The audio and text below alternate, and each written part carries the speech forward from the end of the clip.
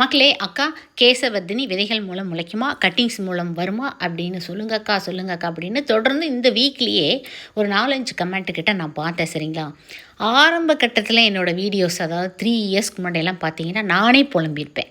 உழைப்பு திறன் ரொம்ப கம்மிங்க, விதைகள் மூலம் இது வராதுங்க, என்ன பண்ணுறதுனே தெரியலைங்க அப்படின்னு சொல்லிட்டு புதர் மாதிரி பெரிய பெரிய செடிகள் வந்தாலுமே விதைகள் மூலம் புதிய செடிகள் உருவாகுங்கிறது 3 வருஷத்துக்கு முன்னாடி வரைக்கும் எனக்குமே பயங்கர போராட்டமாக இருந்தது. ஆனால் இப்போல்லாம் அப்படி இல்லைங்க.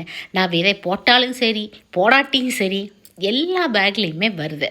காற்றுலையும் பறந்து போட்ட விதைகள் எல்லாமே முளைக்குது. இந்த பேக்கில் பார்த்திங்கன்னா அல்டிமேட்டுங்க பாருங்கள், எவ்வளோ குட்டி குட்டியாக நாற்றுக்கள் வந்திருக்குதுன்னு. காரணம் என்ன தெரியுமா?